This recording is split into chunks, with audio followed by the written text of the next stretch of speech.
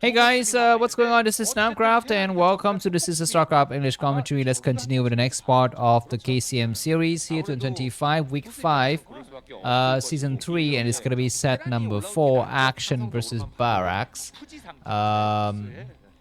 So what do we have so far? 1 Protoss, 1 Zerg and 1 Terran players have been eliminated. Very nice rounded result. And this next game is going to be played on the map Radeon.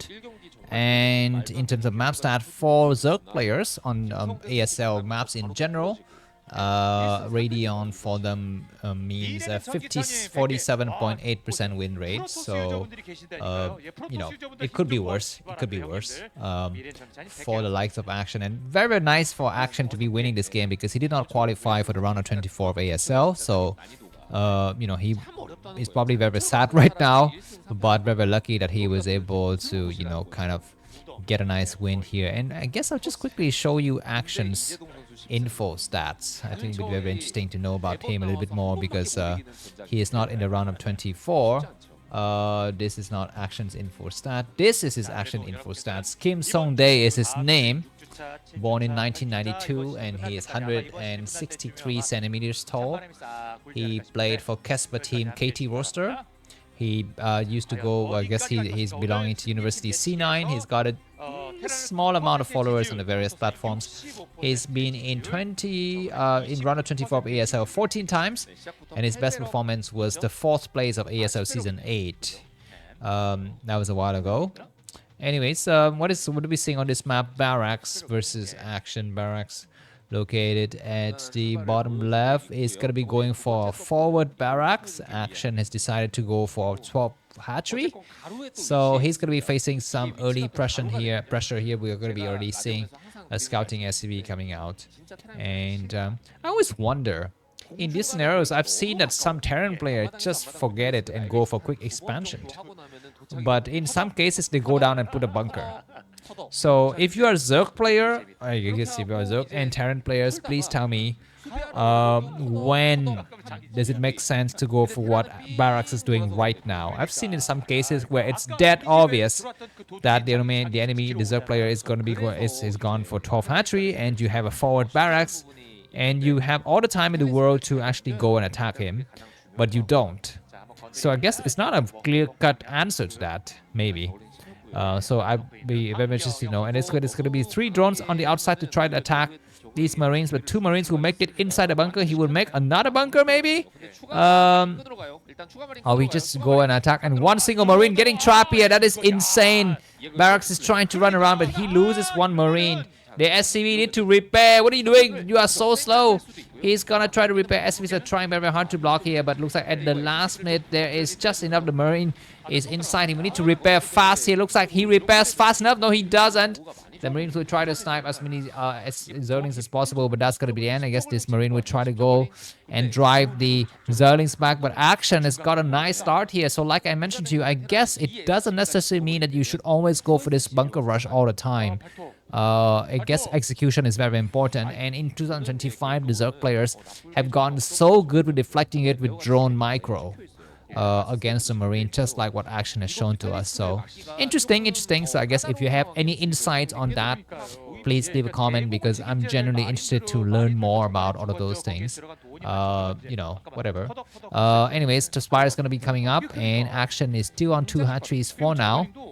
Barracks is going for bio, and he's blocking his ramp and his choke with a couple of Marines. SCVs will be transferred here soon, so there's gonna be some nice game ahead of us. By the way, I've seen some very nice movies lately that I want to recommend to you. I've seen some scary movies. Maybe I've heard about the scary story of the Vietnamese butcher. I guess I will not tell the story today, but a very nice movie that I've seen recently is called Together. 2025 movie is called Together, and it's a scary ass movie, man, but it's very fun. So if you're a fan of scary movies like me, go ahead and check out that movie Together. By the way, some of my favorite scary movies are Midsummer, which is a very nice scary movie. What other good scary movies have we seen in lately? There's a few, but you know, none of them actually really stick to me. Like that movie, Talk to Her, or bring him back, or bring her back. Bring her back was kind of lame. I mean, it's kind of gory, but it doesn't have a point. Anyways, if you have any good movies you want to recommend, and if you consider yourself a movie buff, please let me know, because I possibly have seen all of the movies you think are good. I don't miss any movies. And basically the way that I watch movies is go on imdb.com and I just do a search. The movies that have the score over 7 in the last year, I watched them all. I have some other criteria. For example, there's got to be at least 2,000 votes, because I don't want to watch some movies that some Indian people have voted up because it's an Indian movie. You know, I want something that is kind of internationally recognized. It doesn't have to be a super big production houses, but it doesn't have to be like a, you know, your mom's made a 10 minutes clip with her iPhone or something like that, because sometimes those movies make it to the IMDb listing as well. So if you know any good movies that you've seen in the last few years you want to recommend, feel free to drop a line, because I pretty much have seen them all. Or maybe you recommend something that is not something that I would like, because I only watch movies with the IMDb rating more than 7. So be sure to check your favorite movie's IMDb rating, because more likely than not, it's not 7. Because I feel like a lot of people just watch movies that comes out of cinema, but a lot of the stuff in the cinema are crap. Anyways, 7 Reach is gonna dive in here, and some SCVs will be sacrificed for the benefits of the greater good. That is for the Zerg Supreme race. Some good attack, and I guess Barracks might try to go for a counter attack here. If he knows about this space, at the 1 o'clock position, he can go there with some forces. But you see how much eyes and ears and nose Action has everywhere. It's got an Overlord here. It's got some Zerglings there. It's got some forces in the middle. Any movement of troops detected, and these mutants will swarm there in just 10 seconds and take them all out. So this is why that Barracks cannot. He's got to make sure that he moves very carefully, and Hydrodent is coming up. So if things don't change and no big surprises along the way, that Action will win this game, because he had a good solid head start. He deflected a bunker rush, and now he's on track to getting his 3rd gas, and once he's got his 3rd gas, the game is sealed. Unless there are only 2 scenarios in which a Terran player would be able to defeat a Zerg player well entrenched with 3 gases and dividers. One is a very nicely coordinated drop that is able to, you know, defy gravitational rules and go past, you know, the herds and herds of mutas and scourge defense. And the other one is if the Zerg player is sleeping and forget to put on a Dark Swarm in a critical moment. Those are the only 2 scenarios in which a high-level Terran player would be able to defeat a high-level Zerg player in late game with Defiler Tech and 3 bases. There are no other scenarios. Well, there's one more scenario, which is going back. If you go back, it becomes a completely different story. But anyways, Barracks is gonna try to engage here a little bit. I mean, Action is just toying with him. And there's a drone there as well. Of course, if you keep on donating drones to your enemy, you might lose, because, I mean, your economy could not support it. But anyways, we are seeing some starport, and on this map, with this spawning position, it's not easy for Barracks to drop inside Action's main base. You can see it's very far. He can try to come around, and maybe he can drop behind his mineral line right here. But that itself is still very hard. Anyways, looks like there's going to be a scan, and maybe Barracks will decide to strike before defilers are available, because that is still a moment of time in which the Zerg player is still slightly weak. But there are some lurkers, so it will be rough. Good for Barracks to snipe some Mutas, and now Marines have got +1 weapons. The Mutas, I don't think they have upgrades. Okay, looks like the Marines will be arriving very soon. We have 1 lurker, 2 lurker, the 3rd lurker. Okay, we have 3 lurkers. That's enough. 3 lurkers stacked like that, and behind the sunken, it's impossible. Anyways, looks like Action has completely secured his area. He's got 4 lurkers, man. He's got more than enough. So I guess Barracks' only chance now is either max switch, which is already too late, or gobble up the entire map, which is something that I've been advocating a lot. If you're a Terran player going for bio against this kind of very deeply entrenched Zerg playstyle, you don't want to mass-produce Marines. I don't think so. I think you want to have just enough to stop the mutalists from harassing your bases, and then you need to double expand. What is he trying to do? That's 6 lurkers, 5 lurkers is impossible. He's trying. Oh my god, it's so hard. He scans, but look at those mutants getting pushed back hard. He's able to get some mutalists, but he could not see exactly how many lurkers is in that group. I was watching a Smurf game. And what really is a snuff game? Like a fun game, not a really serious game, where Terra was playing, not Terra, Lava was playing against some amateur online, and he was doing some crap like making 30 raids. Another thing that he was doing, Lava, was putting 8 lurkers behind. And look at this, trading the entire marine force for 1 sunkens. That's not very good. And now the Overlord will be able to actually hide there, and the Nidus Canal is done. So I guess now it's just formality, it's just procedural. It's just cleaning up paperwork now for Action to close the game. Barracks can try to expand or not expand or whatever. I couldn't care less. It's impossible to win now. Action basically won the game. And isn't that sad? You know, 225 ZVT has evolved into this race to Defiler tech. And it's become so predictable. This is why map makers are trying new maps to see if there's a way to break that Zerg dominance.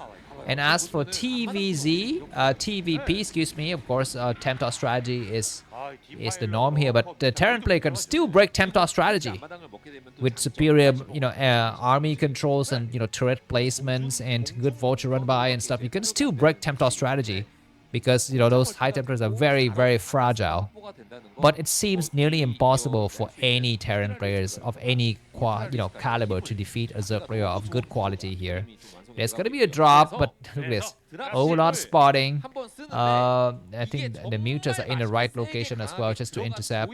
And that Overlord will see this drop at some point in the future.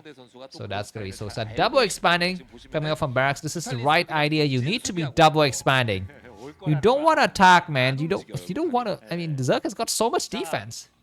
Anyways, Defilers are all in the right location, so precision drop is what Barracks will need. He's going to be going for quadruple dropship. This is interesting, but can it actually break the enemy? I don't know. He's going to try to snipe some Overlords. It's going to be possibly a Science Vessel activity on those mutalists, and finally those Scourges will come out. The Science Vessel will try to irradiate one of those Lurkers, or maybe go for the Defiler. Okay, what the hell is happening? One of the Scourges will snipe, so that's going to be interesting. Another Science Vessel might get sniped. That is so unfortunate. Was that the one with the energy or not? I'm not so sure. But anyways, now Barracks got his quadruple dropship, and he's going to try to come out here. He's got a brand new base. He's got 2 brand new bases. If he can do a precision strike, it might mean something. He's loading up. This is going to be a like 6 megaton bomb here against Action. But can he survive? He's got so much defenses. Look at this. It's so easy to play ZVT. In 2025, just build a crap tons of Sunkens in your main. And Lurkers. And that's going to be fine. Anyways, Barracks got 1 chance. Another thing that I was thinking about is if you do a double drop in 2 different locations. For example, drop 2 dropships here and then drop 2 more somewhere else, like consecutively. That would be something that would be interesting to watch. Anyways, the Science Vessel is going to back up, and there are no openings at all. The Overlord can spot this. He's going to try to go inside, but the Scourges are already here. The dropship will get sniped. Where's the dropship? They're running away. The mutants will catch them all. Oh my god, he will unload some here. Sure, he can unload a couple. Sure, not bad. He's going to try to unload them here because there's no point to actually send them inside. He will try to... Look at this. Insane attack, and Action is now up by 10 supply. Well, I guess losing all of those Marines don't really matter. Because what? Because, they would die anyway to Lurkers and Defiler attack later. So losing them now, losing them later is about the same. Anyways, there are 2 Lurkers only in this base. And Muse is going to be looking for some openings. This is not a bad idea going for the 8th position. There are no turrets. There are just some SCVs, and he's building a bunker. Marines are steaming forward. Where is he going? He's moving. Why is he going to do the other side? I'm not so sure. He's trying to stop... what the hell is happening? Why those Marines they just arrive and they decide to go somewhere else? Anyways, Mutus will try to go towards his base, but there are 4 Marines. 4 Marines against like 8 Mutas. And Barracks is just so clumsy. He has already lost so much SCV in that third base. He will lose more in this fourth base. And his army, which is wandering aimlessly. His science vessel could actually go in for some activities, but he's not doing it. But anyways, Barracks is going to be able to resaturate his base, but he's behind hugely in supply. And I'm sorry, how is it for you to watch these games? It's so boring for me. I cannot ejaculate on this kind of content. Like, it's so predictable. Barracks has got no way out.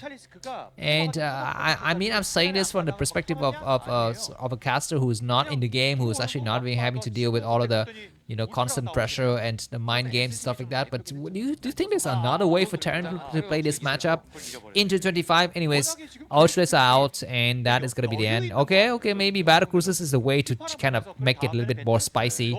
But still, Barracks is not going to be able to win this game. He's got his 4 bases. His science vessel count is so small. 3 science vessels is not enough to deal with these lurker. And now Action will double expand. I guess he doesn't really need to double expand. He can just expand 1 base, it's fine. But these 2 bases will get taken by Action. This 230 and this 430. And there's nothing that Barracks can say to stop him. 5 Ultras coming across. Nice. Defiler will get sniped. But he will be able to cast something. He will cast something here, but it doesn't really mean anything there. Looks like 4 or 5 Ultras attack against this base. All of the SCVs get lifted. A reinforcement coming from the other side as well. There's going to be some great science vessel activity. He's going to irradiate all of those lurkers, but they're still alive for a while. And there's going to be an attack against this other base as well. This base has got a single empty bunker. But anyways, once these 4 or 5 Ultras die, I guess Barracks will try to come to this other base. Action made a mistake here, guys. By losing those Ultras. When you have the Ultras, you don't want to lose them. I would prioritize, not be able to take out bases than losing my Ultras. It's fine to let the Terran keep their bases, but you want to keep those 5 Ultras alive because 10 Ultras is more than twice the force of 5 Ultras. They're like tanks. They kind of pile up in their power. I mean, like the 5 Power Rangers, right? If you have 10 Power Rangers, it's definitely more than twice the amount of force you can get with the 5 Power Rangers. Anyways, 1 Ultra falls. This one will fall as well, and Action is kind of wasting his Ultra count, but he's able. Oh my God! Nice, very yummy irradiate. Plague, and now all those Marines will fall. Those lurkers are doing great shot. GG from Barracks. Action moves on with 2 kills on this belt. Thanks for watching, and see you soon. Bye bye.